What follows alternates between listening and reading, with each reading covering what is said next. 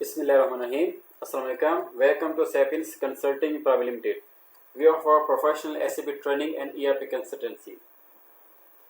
SAP के हवाले से और इस ट्रेनिंग के हवाले से बहुत सी इंक्वायरीज हमारे पास आई और बहुत से स्टूडेंट्स ने कहा कि सर आप हमें इसका इंट्रोडक्शन दें, इसका हमें डेमो दें, ये क्या चीज़ है और हमारे कैरियर में कैसे ये हमें बेनिफिट्स दे सकती है और इसके अंदर क्या कुछ होता है और इस आपके ट्रेनिंग में आपके ट्रेनिंग का स्ट्रक्चर क्या है और इसकी फीस स्ट्रक्चर क्या है, इसके इन्विजिलेटर्स कौन हैं, इसके ट्रेनर्स कौन हैं, क्लियर, इसकी सब्सक्रिप्शन हमें कहाँ से मिलेगी।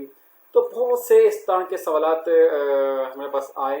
तो मतलब कि हमने कुछ मतलब कि ऑनलाइन सेशन भी हमने करवाए, लेकिन बहुत से अभी भी कुछ स्टूडेंट के माइंड में बहुत से सवालात हैं। तो उन तमाम सवालात के जवाबात के लिए आज हमने एक ओरिएंटेशन क्लास का सेशन रखा है जिसमें ऑनलाइन और ऑन साइट दोनों हमदे स्टूडेंट्स मौजूद हैं। अच्छा स्टूडेंट, सबसे पहले तो आप ये देखें कि पूरी दुनिया में इस टाइम आईटी का बहुत ज़्यादा रुझान है और आईटी जो है ना, ये एक किस्म का ये समझ लें कि किसी भी कंट्री के डेवलपमेंट के लिए एक बैकबोन की हैसियत रखता है। और अगर आपने भी अपनी कैरियर में डेवलपमेंट करनी है तो आपको एडवांस टेक्नोलॉजी को एडॉप्ट करना होगा। अब ये एडवांस टेक्नोलॉजी क्या है, कब इंट्रोड्यूस हुई और इंडस्ट्रीज में इसने कितना काम किया और कितनी मतलब कि इस टेक्नोलॉजी के वजह से इंडस्ट्रीज को कितना बेनिफिट हुआ और एजुकेशन सेक्टर में स्टूडेंट को इसकी कितनी अहमियत रखते हैं, ये तमाम बातें आज इंशाल्लाह हम इसमें डिस्कस करेंगे। अच्छा, तो प्रोफेशनल ट्रेनिंग में सबसे पहले जो आज की हमारी वर्कशॉप, इसके आप पहले आउटलाइंस देख लें, फिर हम वन बाय वन डिस्कस करेंगे इंशाल्लाह। सबसे पहले कंपनी का इंट्रोडक्शन, कंपनी कौन सी है, कंपनी का काम क्या है, और उसके बाद हम डिस्कस करेंगे problems identification, solutions, objectives, list of training programs, JDs model, job description model, ERP system model क्या है, एसएपी ईआरपी 5 को introduction and overview, objectives and benefits of training, trainers, fees discount, exam invigilators and certification, question answer sessions में होगा। अच्छा class, ये मतलब कि जो हमारा सेशन होगा ये मतलब कि हमने इसमें दो मतलब के सेक्शन रखे हैं। उसमें एक तो हमारा मतलब होगा इसमें एसएपी के ऊपर, एक हमारा जर्नल, हम इसमें थोड़ा सा आपको स्ट्रक्चर के ऊपर हम बात करेंगे। Sapiens is private limited company, provides international standardized accredited professional management and SAP ERP training for career development through industrial data। हमारे पास बहुत से स्टूडेंट्स उनकी तालीम ACCA, MCOM, MBA और ICMA और MPhil, MS accounts finance, ATP। तो बहुत से स्टूडेंट्स ने एक सवाल किया कि सर हमने तो अपनी तालीम में तो ये तमाम चीज़ें हम पढ़ चुके हैं, तो इसमें हमें क्या मतलब कि इसमें यूनिक चीज़ क्या है। देखें, यूनिक चीज़ ये होगी कि जो आपकी तालीम, जो आपने स्टडी की, उस तालीम को हमने प्रैक्टिकली कन्वर्ट कर दिया। मतलब हमारा काम क्या होगा, to convert theoretical knowledge into practical one. और इसीलिए मतलब कि ये हम मतलब कि हमने कंपनी बनाई और इस कंपनी को बनाने से पहले हमने 3 साल रिसर्च का काम किया और उसमें हमने ये देखा कि आखिर जो नई टेक्नोलॉजी मार्केट में इंट्रोड्यूस हुई, उस नई टेक्नोलॉजी से हम अपने स्टूडेंट को कैसे प्रोफेशनल क्वालिफाई बना सकते हैं। My name is Umesh Shahzad, MBA finance, more than 10 years experience, CEO of Sapiens Consulting Private Limited, SAP ECC HANA FICO trainer, ERP management consultant, educational member of Institute of Internal Auditor USA, and professional trainer member of IMRTC USA। सबसे पहले बेटा हम जरा बात करेंगे problems identification. आज का जो सबसे बड़ा जो प्रॉब्लम है वो है जॉब का, मतलब मार्केट में हाई कंपटीशन ऑफ जॉब है। अगर एक जॉब आती है गवर्नमेंट सेक्टर में तो 1000 उसमें एप्लीकेशन जाती हैं, और सेक्शन की एक भी आती है। इसी तरह से आप प्राइवेट सेक्टर में देख लो, आप मल्टीनेशनल सेक्टर में उठा के देख लें, जॉब का बहुत ज़्यादा फुकदान है। देखें जॉब का फुकदान बहुत ज़्यादा, इसका ये मतलब नहीं कि हमारे मुल्क में नौजवानों की काबिलियत की कमी। अल्हम्दुलिल्लाह जितना हमारे मुल्क में नौजवान काबिल हैं, बहुत से ममालिक में मैं देखे कि वहाँ पर नहीं है। तो बात नौजवान की काबिलियत की नहीं, बात यह है कि नौजवान जब यूनिवर्सिटी से कॉलेज से अपनी तालीम मुकम्मल करने के बाद मार्केट में जॉब के लिए जाते हैं तो उनसे पहले सवाल ये किया जाता है कि बेटा आपके पास एक्सपीरियंस क्या है। तो वहाँ पे वो लाजवाब हो जाते हैं, क्योंकि हमने ज़्यादातर फोकस किया होता अपनी तालीम के ऊपर, थ्योरी के ऊपर, लेकिन practical is something else and theoretical is something else. अगरचे आप कि बहुत अच्छी क्वालिफिकेशन हाई आला तालीम याफ्ता आप हो, लेकिन अगर एक्सपीरियंस ना हो तो फिर बहुत से मसाइल जन्म लेते हैं। तो पहला प्रॉब्लम हमारे मुल्क में क्या है नौजवानों के लिए, वो है high competition for job, job का फुकदान, because of lack of professional experience and skills. अच्छा, और जो less grip on advance technology ऐसे ERP। मैंने बहुत से स्टूडेंट्स का इंटरव्यू लिया, मैंने बहुत से कंपनी के साथ काम किया, तो मैंने एक हमने रिसर्च वर्क किया जिसमें हमने ये देखा कि आखिर क्या वजह है कि नौजवान जो कंपनीज में जॉब इंटरव्यू के लिए आते हैं या उनके CV से कंपनीज के पास जाती हैं, तो कंपनीज उनके CVs को देखती भी नहीं, जस्ट गो मतलब कि उनको एक नज़र देखने के बाद डस्टबिन में फेंक दिया जाता है या फिर उनको इग्नोर किया जाता है। वजह यह बनती है कि हर कंपनी चाहती है कि उनको ऐसे मतलब के प्रोफेशनल लोग मिले जो उनके लिए बेनिफिट साबित हो, जो उनके लिए बहुत से बेनिफिट्स मतलब के लेके आए। तो आजकल एडवांस टेक्नोलॉजी SAP ERP ये तकरीबन 70 to 80% मल्टीनेशनल कंपनीज में यही सॉफ्टवेयर इस्तेमाल किया जा रहा है, और गवर्नमेंट सेक्टर में भी अभी इसको इम्प्लीमेंट करना शुरू कर दिया है। अच्छा, lack of leadership, managerial skills, techniques and experience. Students, आप मैं आपको एक रिसर्च थोड़ा सा एक रिसर्च वर्क दे रहा हूँ, आप ज़रा सर्च कीजिएगा। ये जो है ना इस्लामाबाद से लेकर लाहौर, सियालकोट और उसके अलावा आप फैसलाबाद, या इस लाइन में ना बहुत सी कंपनीज आपको मिलेंगी जो बंद पड़ी हैं, जो मतलब कि बहुत से उनके पास बिल्डिंग्स बहुत अच्छी हैं, मशीनरी भी काफ़ी अच्छी है, लेकिन वो बिल्कुल मतलब कि डेड हैं। वजह क्या है?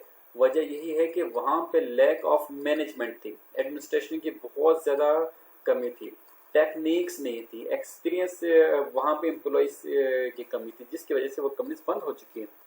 शुगर मतलब कि आप राइस मिल्स देख लें, आप फ्लोर मिल्स देख लें, आप बहुत सी आपको कंपनीज मिलेंगी स्पोर्ट्स के हवाले से, लेदर के हवाले से, तो बहुत सी मतलब कि कंपनीज वो बंद पड़ी हैं, okay, because of miss management.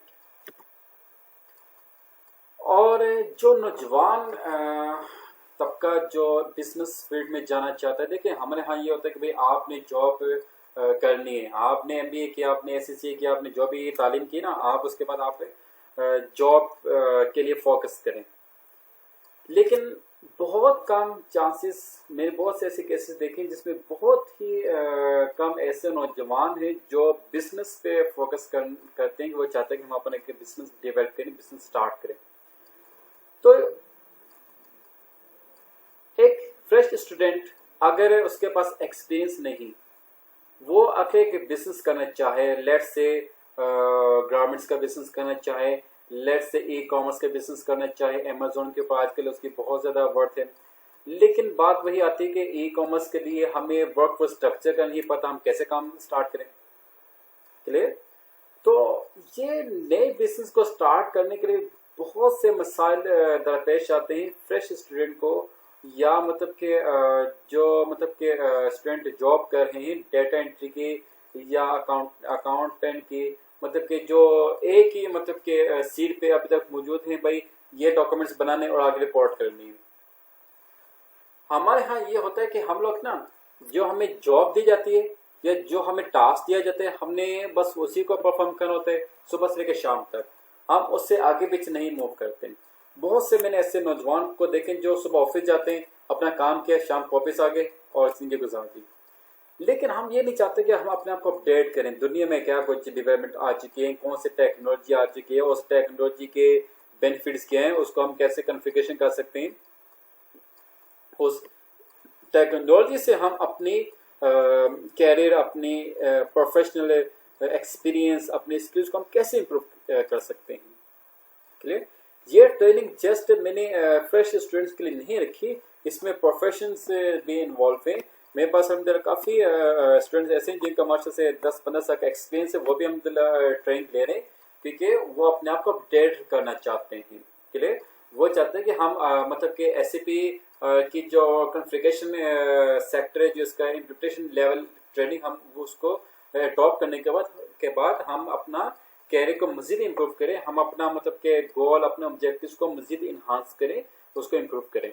Okay, अच्छा, तो ये मतलब कि अलग बात है कि हम किस तरह से करेंगे और कैसे करेंगे, इंशाल्लाह वो भी हम सेशंस में डिस्कस करेंगे इंशाल्लाह। अच्छा स्टूडेंट, हर एक कंपनी का, हर एक इंसान का अब ऑब्जेक्टिव या गोल लाजमी होता है, डिफाइंड गोल। तो भाई आपका भी कोई ना कोई गोल होगा, भाई मैंने फ्यूचर में क्या बनना है, मैंने अकाउंटेंट बनना है, मैंने फाइनेंस मैनेजर बनना है, मैंने कॉस्ट अकाउंटेंट बनना है, मैंने ऑडिटर बनना है, मैंने क्या बनना है। क्लियर। तो ये आपका गोल है। अगर आपका गोल नहीं है तो फिर कुछ भी नहीं है। मतलब देखो, गोल क्या, मंजिल आपकी, आपके मकासद क्या हैं, आपका मकसद क्या है जिंदगी में। सिर्फ ये तो नहीं बस एक जॉब मिल गई, जॉब। अच्छा, मैंने एक अक्सर अपने स्टूडेंट से सवाल करता हूँ कि बेटा आप कौन सी जॉब करना चाहोगे। हमें जॉब मिलता है सर, जॉब मिल गई।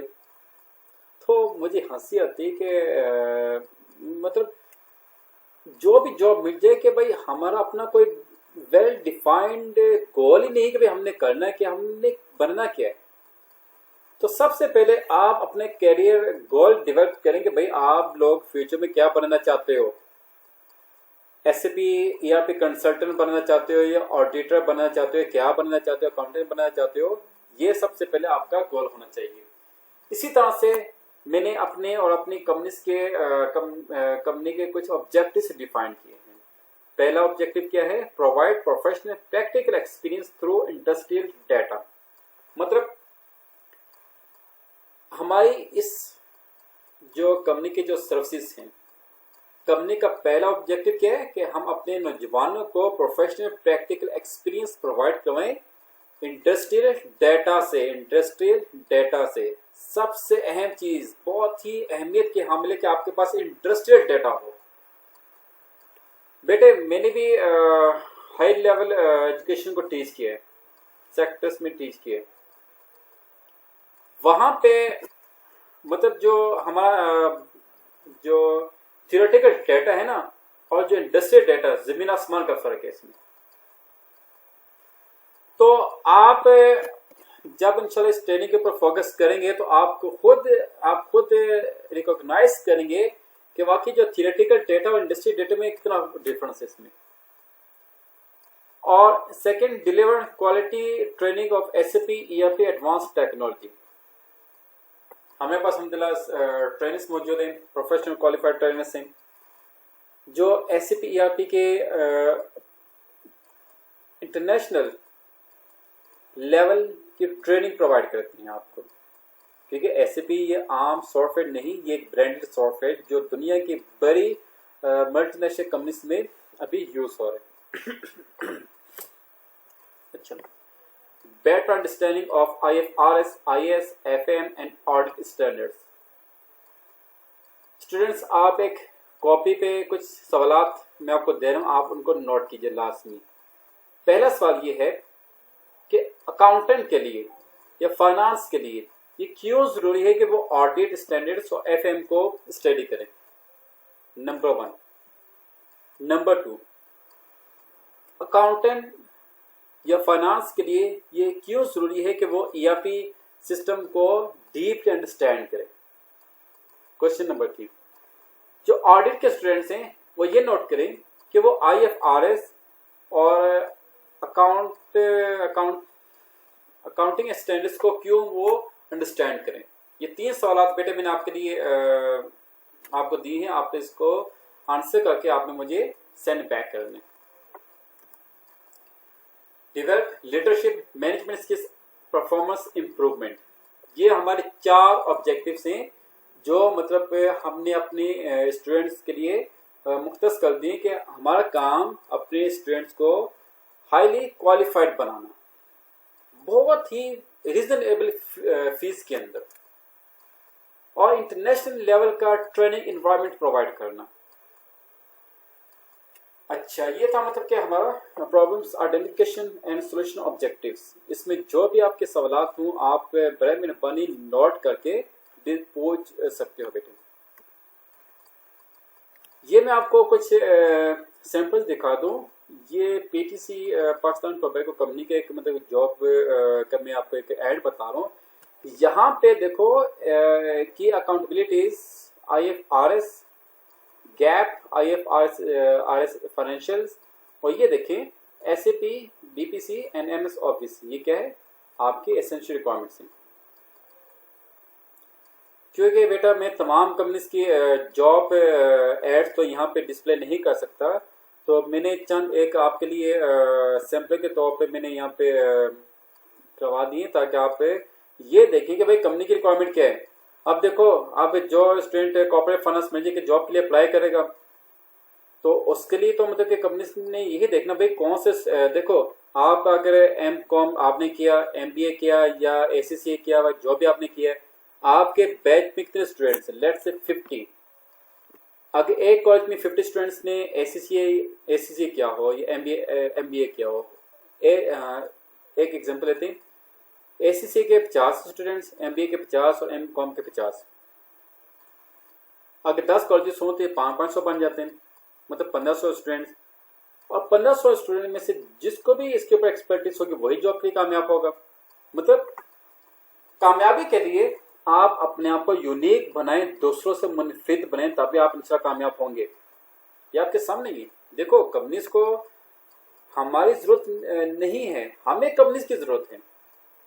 आप अपने आप को इस काबिल बनाएं कि कंपनीज खुद आपके पीछे भागे, तो उसके लिए आप अपने आप को यूनिक बनाओ। ये एक और मैंने ऐड आपके लिए डिस्प्ले किया, Oracle functional finance, Oracle SAP, अब ये देखो CA, ACCA, ACMA, MBA, MS और 4+ on hand experience on financial modules of Oracle ERP system. अब भाई बंदा कहाँ से एक्सपीरियंस लेके आए? क्लियर? मतलब आप देखो प्रॉब्लम क्या है कि एक स्टूडेंट फ्रेश ग्रेजुएट या मास्टर्स करने के बाद जब प्रैक्टिकल लाइफ में जाता है तो पहला सवाल ये पूछा जाता है कि एक्सपीरियंस क्या है। भाई एक्सपीरियंस काम करने से आता ना, तो काम या तो जॉब से हमें मिलेगा या पे हमें एक प्रोफेशनल ट्रेनिंग प्रोवाइड की जाए ताकि हमें वो इंडस्ट्रियल नॉलेज मैसर हो सके और उस इंडस्ट्रियल नॉलेज की बुनियाद पे हम कंपनीज में अच्छी परफॉर्मेंस शो कर सकें। ये गेट्स फॉर्मा कंपनी के एक जॉब एड एग्जीक्यूटिव एडमिनिस्ट्रेशन। इसमें भी आप देखें जॉब डिस्क्रिप्शन में posting of invoices and SCP, और नीचे मतलब कि आप देखें तो ये मतलब सा आपको इसके में नजर शायद ना आए, should have basic know how of ERP system, ERP बेटा लिखा हुआ है। अच्छा, अब मतलब के मैं आपको थोड़ा सा लिस्ट ऑफ ट्रेनिंग गाइड कर दूं। पहले नंबर पे बेसिकली तो हमारे पास बहुत से हैं, मतलब फॉरेंसिक अकाउंटेंट है, सीआईए है, सर्टिफाइड इंटरनल ऑडिटर है, फाइनेंशियल एनालिस्ट के भी हैं। तो मैंने मतलब वो चूज किए हैं जो अभी ज्यादा मतलब के जिनकी नीड है नौजवानों को, क्योंकि हमने ना सेगमेंट्स डिवाइड किए हैं प्रायोरिटी से बेस पे। तो सबसे पहले जो अभी इस टाइम जो सबसे ज्यादा मतलब जो रिक्वायरमेंट है मार्केट में, जो रिक्वायरमेंट जा रही है वो है आपका प्रोफेशनल अकाउंटेंट। अच्छा, प्रोफेशनल अकाउंटेंट ये है आपका मैनेजमेंट लेवल। अब इसका मतलब इस ट्रेनिंग का स्ट्रक्चर क्या है? इसमें JDs model, job description model है 1 to 15, 1 से 15, 1 to 15 तक जो पॉइंट्स है ना जेडीज के, वो इसमें शामिल है। प्लस ईआरपी सिस्टम वो इसमें शामिल होगा। Plus number 3 SAP phyco software plus training, implementation level, configuration level की इसमें ट्रेनिंग होगी। नंबर 4 आईएफआरएस, आईएएस, इसके इंडस्ट्रियल इसकी अंडरस्टैंडिंग, और जो ईआरपी सिस्टम और जो मतलब phyco SAP phyco FI financial CO controlling यानी कॉस्ट मैनेजमेंट, इसकी ट्रेनिंग आपको इंडस्ट्रियल डेटा के बेस पे की जाएगी। प्लस रिसर्च, मतलब हम कंपनीज में रिसर्च करेंगे कि कंपनीज में जो ईआरपी सिस्टम, जो मैनेजमेंट सिस्टम को कैसे ने इम्प्रूव किया, और जो मतलब हम दो कंपनीज को कंसिडर करेंगे। एक वो कंपनीज जो काफ़ी प्रॉफिट में जा रही है, और एक मतलब कि वो उन कंपनीज को हम सेलेक्ट करेंगे जो लॉस में जा रही है। हम दोनों को स्टडी करने के बाद एक हम अपनी रिपोर्ट तैयार करेंगे, भाई इस कंपनी के मतलब के जो प्रॉफिट में जाने के इन्होंने क्या अपने पैरामीटर्स सेट किए हैं, और इस कंपनी जो लॉस में जा रही है इनकी मेन प्रोसेस क्या है। प्रोजेक्ट्स इसमें होंगे, प्लस केस स्टडीज होंगी 1 2 3 4 5 6 7, ये 7 इसके अंदर कंपोनेंट्स हैं आपके प्रोफेशनल अकाउंटेंट ट्रेनिंग के। अच्छा, नेक्स्ट में आपके पास आ जाएगा SAP ERP phyco functional level. अब ये फंक्शनल लेवल क्या होता है, और कॉन्फ़िगरेशन लेवल और इम्प्लीमेंटेशन लेवल, ये इंशाल्लाह हम नेक्स्ट लेक्चर में डिस्कस करेंगे।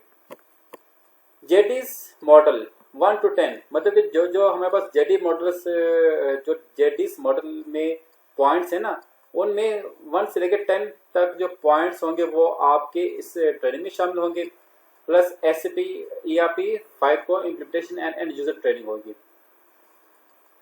अच्छा, यानी इसके अंदर आईएफआरएस और ये बाकी रिसर्च प्रोजेक्ट इसमें इन्वॉल्व या इसमें इंक्लूड नहीं है।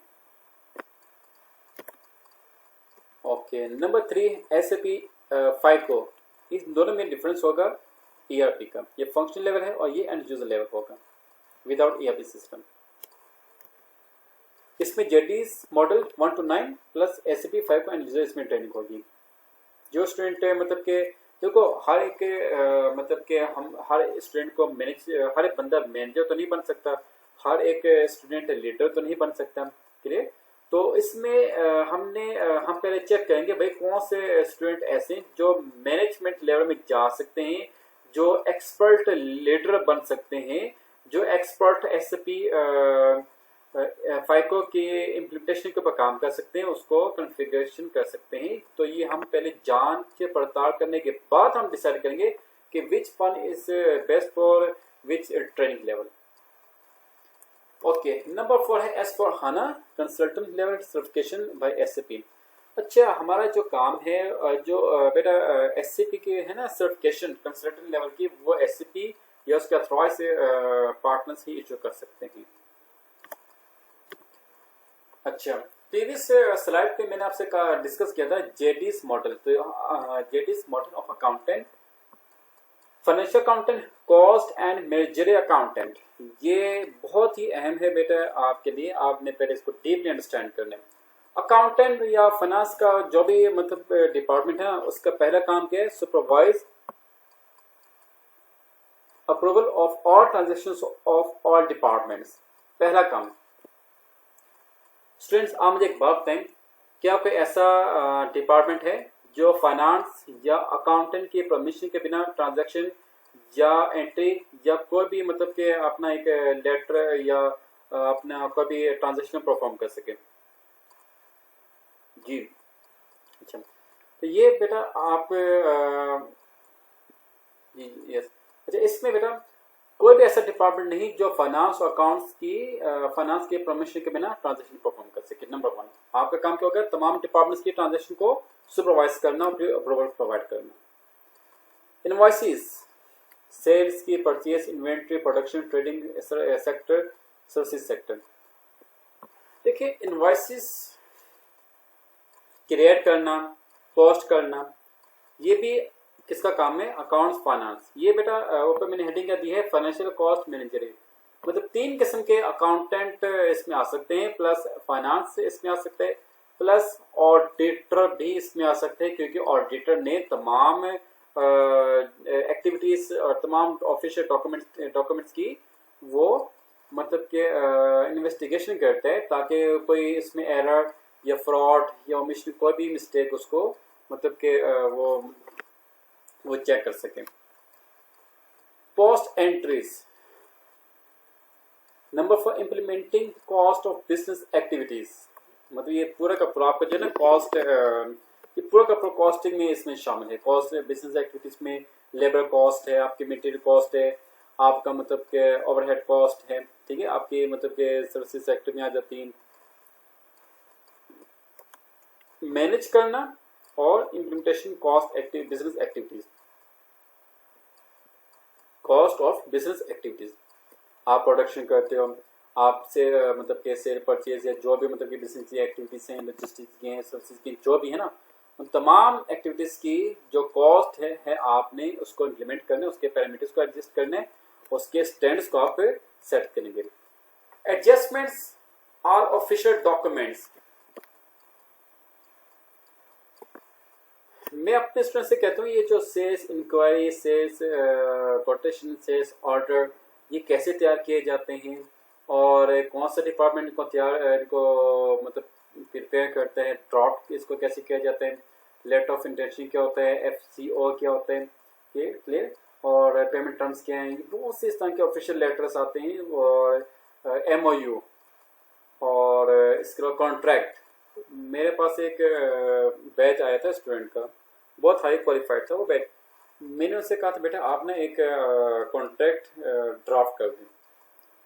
तो सबसे बड़ा जो इस टाइम प्रॉब्लम जा रहा है ना, सबसे जो बिगेस्ट प्रॉब्लम है, मैंने बहुत से मास्टर से एक्सपीरियंस से लोगों को भी ऑब्जर्व किया, हमारे पास जो प्रॉब्लम है ना वह ड्राफ्टिंग का। हम लोग ड्राफ्ट नहीं कर सकते, हम कॉन्ट्रैक्ट ड्राफ्ट नहीं कर सकते, हम रिपोर्ट ड्राफ्ट नहीं कर सकते। ये सबसे हमारे लिए ना बहुत ज़्यादा बैड की बात है। तो वो इंशाल्लाह इस ट्रेनिंग में उसमें भी आप एक्सपर्ट बन जाओगे इंशाल्लाह। अगर जिनको ऑलरेडी ड्राफ्टिंग की स्किल्स अच्छी है, उनको हम इंटरनेशनल लेवल की ड्राफ्टिंग के ऊपर काम देंगे इंशाल्लाह। Reconciliations, profit and loss account, income statement, prepare and analysis, balance sheet and cash flow statement, prepare and analysis. ये 9 पॉइंट्स आप प्रीवियस स्लाइड में देखेगा कि जो एंड यूजर के जो है ना ट्रेनिंग SAP 5 को एंड यूजर, उसमें सिर्फ ये 9 पॉइंट्स होंगे, और जो मतलब के फंक्शन है उसमें 10 पॉइंट्स होंगे। Corporate law, governance, risk management. अच्छा, और जो प्रोफेशनल अकाउंटेंट है उसमें हमने 15 पॉइंट्स मेंशन किए हैं।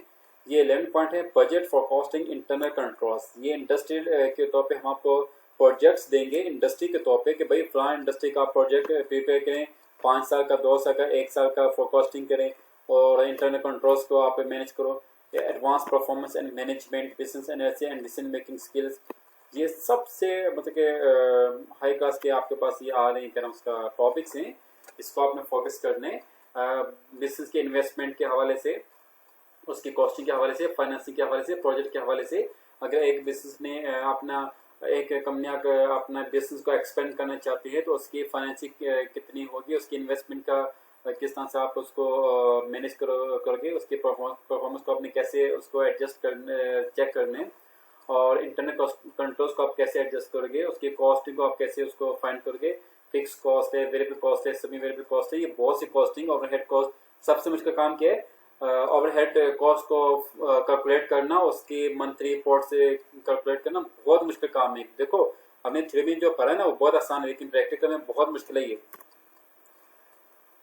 सबसे इम्पोर्टेंट, बल्कि तमाम पॉइंट्स इम्पोर्टेंट है। तीसरा FAM, NAM, इंटोसाई, AGP, exam loss. जो स्टूडेंट चाहते हैं कि हम गवर्नमेंट सेक्टर में एक्सपर्ट अकाउंटेंट बने, उनके लिए 15 point very very very important है। और जो स्टूडेंट चाहते हैं कि हम लोग बाहर के ममालिक में जाएं, उनके लिए भी ये पॉइंट बहुत इंपॉर्टेंट है। देखिए आप माशा से अपना एक मतलब के वो रखना है, स्टैंड रखो भाई, अगर मैंने बाहर जाना या मैंने पाकिस्तान में जॉब करी तो मैं एक अच्छी लेवल की जॉब करूँ, हाई पेड सैलरी हो और वेल ऑर्गेनाइज कंपनी हो। और वहाँ पे मतलब के हर इंसान ये चाहता है कि मतलब कि अच्छी जॉब मिले। तो इसी तरह हर कंपनी भी ये चाहते हैं कि उनको एक अच्छा एम्प्लॉय मिले जिसमें ऑल इन वन ऑलराउंडर्स की स्किल्स हो, एक्सपर्टीज हो। ये है क्या, जेडीस मॉडल, इसको आपने बेटा नोट करने। और जो स्टूडेंट चाहते हैं कि इसकी स्लाइड्स मिले वो काइंडली अपना ईमेल एड्रेस हमारे एडमिन ऑफिसर को काइंडली आप डिलीवर कर दो, तो वो आपको ईमेल भी कर देगा इस ट्रेनिंग की। सो इस क्लास की जो है ना ये स्लाइड्स ये भी आपको मिल जाएंगी। जनरल एंट्रीज को हम जरा डिफाइन कर दें। इसमें आप देखो chart account, account group, GL accounts, इनके कॉन्फ़िगरेशन, इनको क्रिएट करना ये भी काफ़ी टेक्निकल काम है। जीएल सब डिपार्टमेंट, जीएल के अंदर बहुत सी चीज़ें आती हैं, एंट्री पोस्ट करना, फिर उनको डिलीट करना, रिकन्सिलिएशन करना और रेक्टिफाई करना, डिलीट करना, बहुत सी इसमें रिवर्सल एंट्रीज आ जाते हैं, बहुत सी इसमें कैश आपका आ जाता है, बुक कीपिंग आ जाता है इसमें, और इसके अलावा इसमें डेटा एंट्री बहुत कुछ इसके अंदर आता है। ये सिर्फ जीएल की हम बात करें। अकाउंट्स एआर, अकाउंट्स रिसीवेबल्स अलग सब डिपार्टमेंट है। एपीपी हमारा एक अलग डिपार्टमेंट, सब department.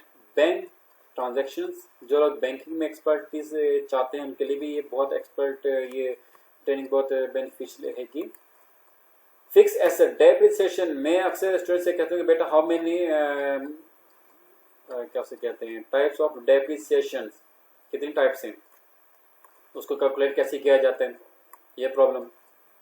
Tax, sales, VAT, import export, सब department. Payroll, costing, unit cost, batch cost, project cost. सबसे बड़ा प्रॉब्लम कि भाई आप एक यूनिट कॉस्ट जरा कैलकुलेट करें ना जरा, मतलब कि इंडस्ट्री से पॉइंट ऑफ व्यू से बहुत टेक्निकल पॉइंट है, वो भी विदाउट सिस्टम। तो देखो एसएपी ने ये ERP सिस्टम ने तमाम चीजें आपके लिए आसान कर दी है कि जो आप कंपनी का जो भी डेटा आता है, जो भी इंफॉर्मेशन होती है ना, वो कंप्यूटराइज तरीके से आपके पास एक्यूरेटली आ जाती है। Costing, bill of material, work centres, routings, ये क्या है भाई सबसे मुश्किल चीज। Costing, MRP, material valuation, ABC, activity based costing, product overhead operations, ये आपके हैं किसमें, जनरल पोस्ट जनरल एंट्रीज के अंदर आपके ये 12 फर्दर आपके टास्क आपने परफॉर्म करने होते हैं। ये 15 टास्क, ये मतलब ये इनको 14 ये एक टास्क कह दो और एक ये 15 का ये मतलब इतने टास्क आपने परफॉर्म करने।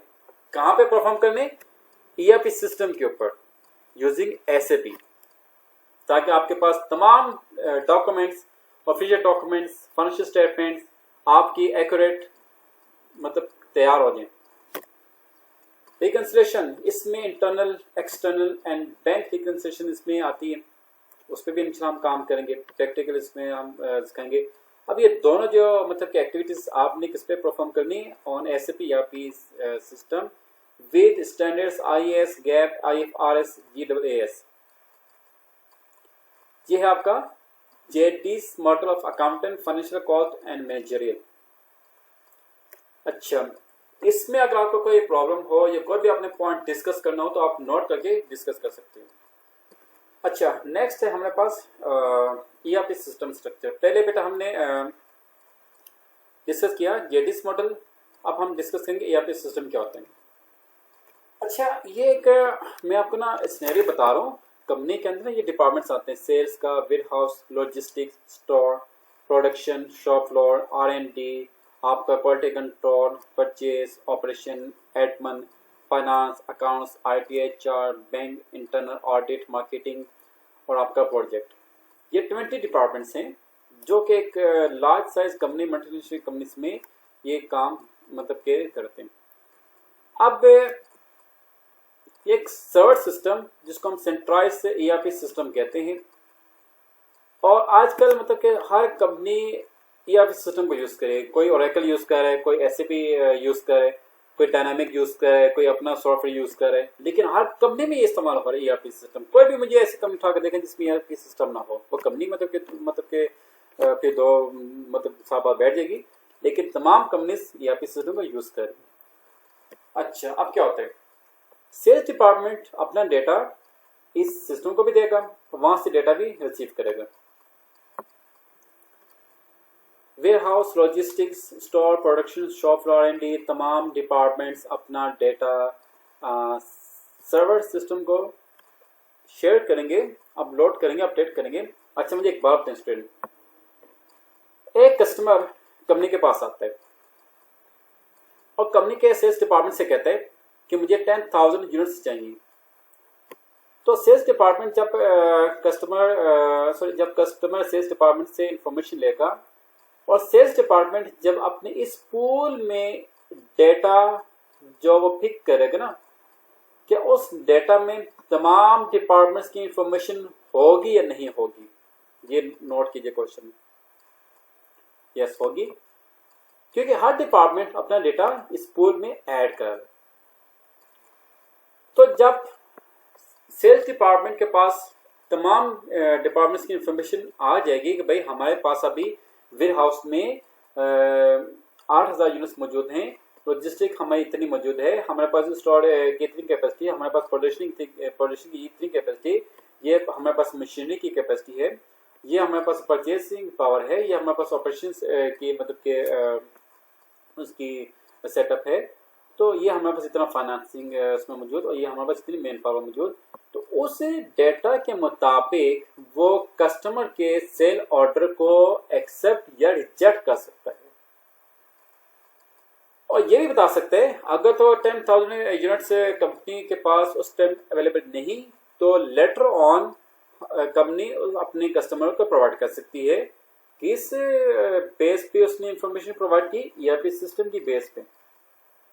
अगर ये सिस्टम ना हो, ERP सर्वर सिस्टम ना हो, तो कोई भी डिपार्टमेंट अपना डेटा इस सर्वर सिस्टम को शेयर नहीं कर सकता, और जब शेयर नहीं करेगा तो सेल्स डिपार्टमेंट को कैसे पता चलेगा भाई हमारे पास वेयर हाउस में कितना स्टॉक मौजूद है, या लॉजिस्टिक हमारे पास कितनी मौजूद है, या प्रोडक्शन कैपेसिटी कितनी है, क्योंकि वो बार बार सबको तो कवर तो नहीं कर सकता।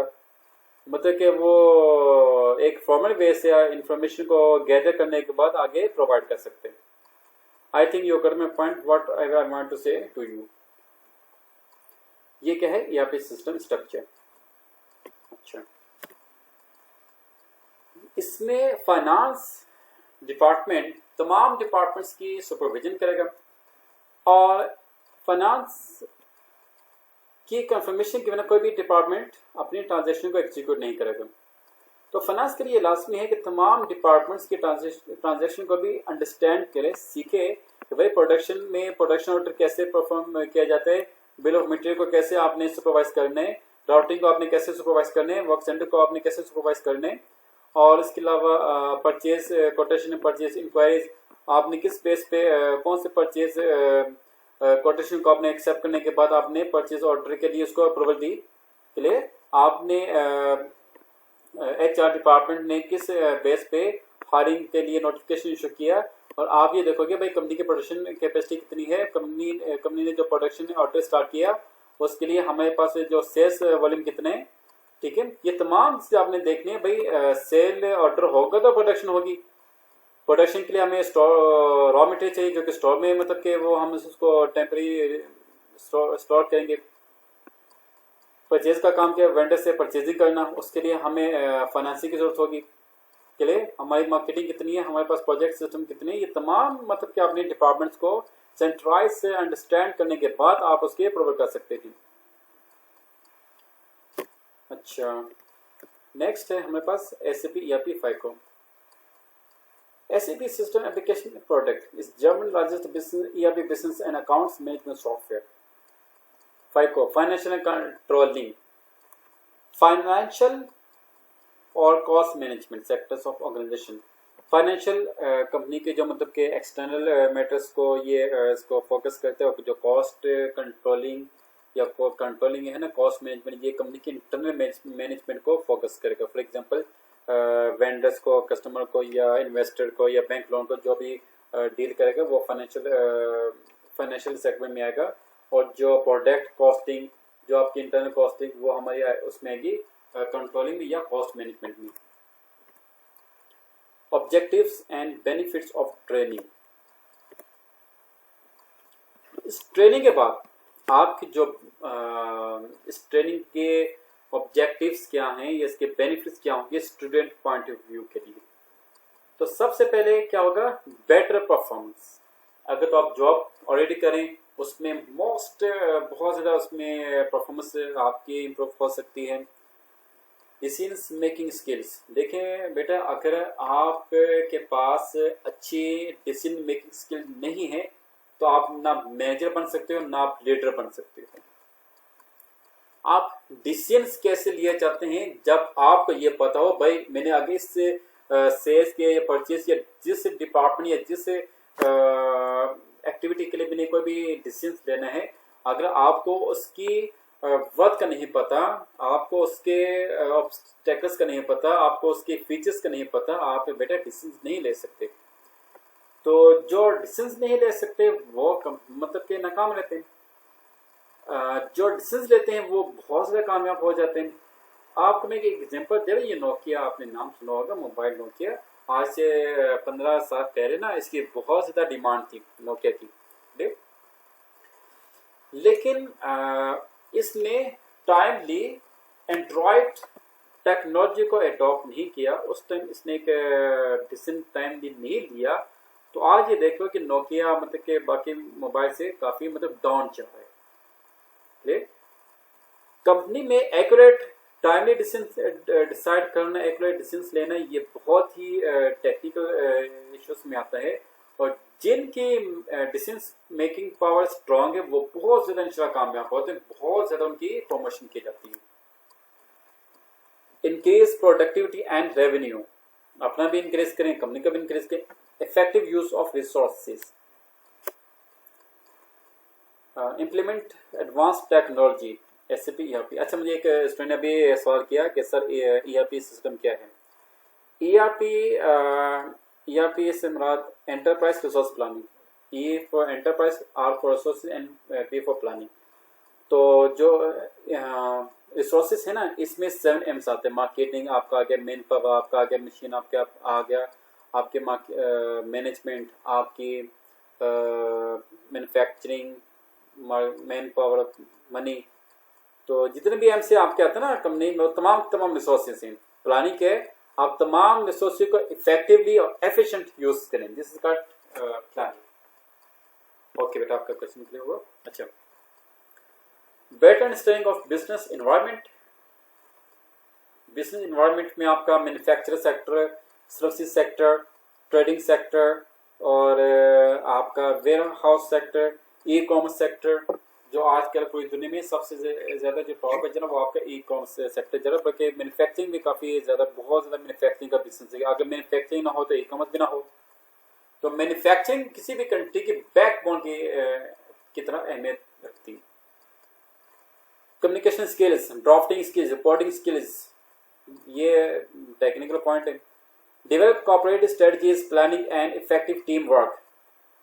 देखें, अगर आपको अगर आप मीन फाइनेंस, देखो आज का जो सेशन है ना, ये सिर्फ हमने रखा हुआ है अकाउंट्स, ऑडिटर और फाइनेंस स्टूडेंट्स के लिए। तो जो मैं बात करता हूँ ना, आप मतलब फाइनेंस, अकाउंट्स और ऑडिट, आपने तमाम डिपार्टमेंट्स के साथ टीम वर्क के तौर पे काम करने, ताकि इफेक्टिव रिजल्ट्स हों, इफेक्टिव आउटपुट हो और अच्छे आप कॉर्पोरेट स्टडीज प्लानिंग डेवलप कर सकें। लीडरशिप स्किल्स बहुत अहमियत की हामिल है। On hand experience on advance technology, ERP system. अच्छा, जॉब के हवाले से आपको कोई और गुड जॉब मिल सकती है। हैंडसम स्किल सैलरीज आती हैं, प्रमोशन टू मैनेजमेंट लेवल इसमें आती है। Practical knowledge as company need required. Management techniques, skills and experience. देखो, मैनेजमेंट टेक्निक्स एक अलग चीज़ है, स्किल्स और एक्सपीरियंस।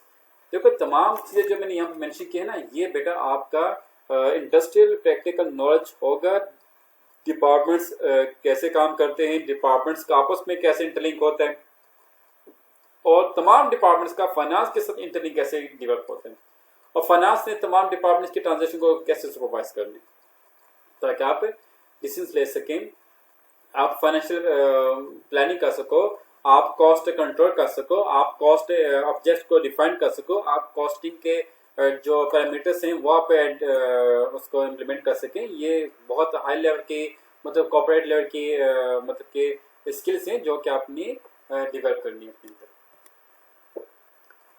ट्रेनर फी डिस्काउंट यहाँ पे वैसे मैंने अपने एडमिन से कहा था कि यहाँ पे फीस डिस्काउंट आना चाहिए, क्योंकि फीस स्ट्रक्चर तो बहुत ज़्यादा उसमें प्रोग्राम्स हैं एग्जाम और सर्टिफिकेशन के। तो सीनियर प्रोफेशनल ट्रेनर्स हैं, SAP कंसल्टेंट हैं, deliver quality training with advance practical knowledge, 30% off on in group for students per batch and SAP ECC and B1 software will be provided. बेटा जब तक आपके पास software नहीं होगा आप मतलब के एक्सपीरियंस गेन नहीं कर सकते। तो बेस्ट मतलब कि आपके लिए यही रहता है ना कि आपके पास एक सॉफ्टवेयर हो, SAP या ECC या HANA या B1, आप उस पर प्रैक्टिस करें। और 5 स्टूडेंट का हमें एक बैच मतलब कि बनाना है, क्योंकि हम ज़्यादा खिचड़ी नहीं बनाते, हम उन्हीं स्टूडेंट्स को लेते हैं जो माशा से ज़हीन हो, जो आगे बढ़ने का क्या से कहते हैं, आगे बढ़ने की जुस्तजू रखते हों, ठीक है, तो लगन रखते हों, हम उन्हीं को इस ट्रेनिंग के लिए कंसिडर करते हैं। अच्छा, after training exam will be conducted in Islamabad, Lahore and Jhelum, और online exam by senior invigilators from multinational companies. हमारे जो इन्वेजिटर्स हैं वो मल्टीनेशनल कंपनीज से आते हैं, और जो हमारे पास कंसल्टेंट है वो उनका माशा से बहुत वास्ट एक्सपीरियंस है, सर्टिफाइड कंसल्टेंट हैं। और इसमें मतलब कि बेटा एक ही बात ना कि इसमें ना इंडस्ट्रियल प्रैक्टिकल नॉलेज आपको प्रोवाइड किया जाता है, ताकि आपके पास एक्सपीरियंस आए इंडस्ट्रियल पॉइंट ऑफ व्यू के लिए। Training certification will be issued, और ये आपको हम बता दें कि SAP consultant certification is issued only by SAP HG और SAP अथॉराइज्ड पार्टनर्स। अच्छा, तो स्टूडेंट ये एक शॉर्ट मतलब कि आपको मैंने बता दिया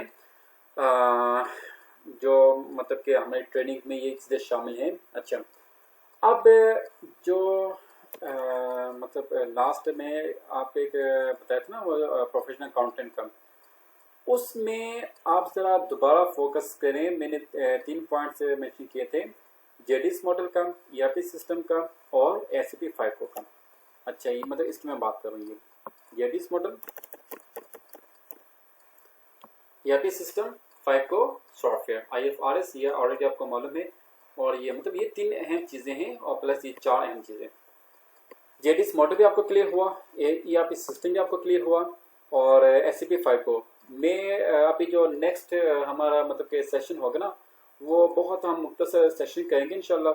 उसमें मैं आपको बताऊंगा कि SAP ERP का सॉफ्टवेयर ओवरव्यू, उसके मॉड्यूल्स क्या हैं। सॉफ्टवेयर को मैं आपको थोड़ा सा उसमें गो थ्रू बेटा करवा दूँगा इंशाल्लाह, क्लियर। बाकी IFRS ये आपको ऑलरेडी मालूम है, जिनको इल्म है IFRS का हम उनको असाइनमेंट्स प्रोजेक्ट्स देंगे, और जिनको इल्म नहीं है तो ये बता दें इंटरनेशनल फाइनेंशियल रिपोर्टिंग सिस्टम है, sorry international financial reporting standards हैं ये, और IAS इंटरनेशनल अकाउंटिंग स्टैंडर्ड्स, ये स्टैंडर्ड्स हैं बेटा। इन स्टैंडर्ड्स के बेस पे आपने फाइनेंशियल स्टेटमेंट, फाइनेंशियल रिपोर्ट तैयार करनी होती है। अच्छा, तो बेटा ये एक मतलब के शॉर्ट बल्कि शॉर्ट क्या मतलब अहम और जो पॉइंट जो थे वेरिड पॉइंट्स हमने डिस्कस किए। और बाकी जो भी आपके बेटा सवालात थे, आप बेटा मेहरबानी करके तमाम क्वेश्चंस को नोट डाउन करें, आप हमें फीडबैक दें।